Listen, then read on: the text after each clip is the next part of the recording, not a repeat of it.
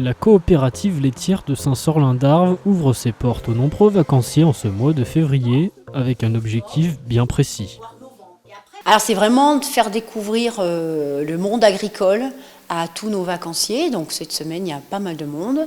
C'est une ouverture, donc voilà, faire connaître la base de l'agriculture. Et puis après, souvent partent des conversations autour de l'agriculture un petit peu dans tous les sens. Et c'est très très enrichissant des deux côtés. Il y a des visites tous les matins.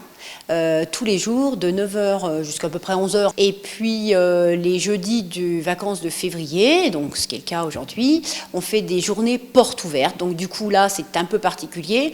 On fait la visite le matin et l'après-midi, donc de 9 h à 11 h, 11 h 15, et de 14 h 30 à 18 h. Alors ce qui est particulier par rapport aux autres jours de la semaine, c'est que là, il y a deux agriculteurs qui sont présents et qui expliquent leur métier, avec qui les agriculteurs peuvent échanger avec les gens qui sont en vacances sur place. Et il y a aussi deux viticulteurs de la cave de Cruet, avec qui on est associés, et qui, pareil, expliquent leur métier de viticulteur.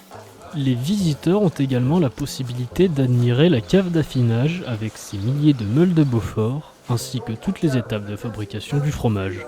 Pendant la journée porte ouverte, on vous explique donc toute la fabrication, depuis le ramassage du lait jusqu'à la fin de l'affinage, tout en passant aussi, en expliquant aussi le travail des agriculteurs. En fait, vous avez commencé la visite par la fabrication, où on voit les cuves. Donc cet après-midi, on voit juste les cuves. Le matin, on les voit fonctionner. Et ensuite, on voit tout le processus, donc le ramassage du lait, la fabrication, la cave et ensuite la commercialisation.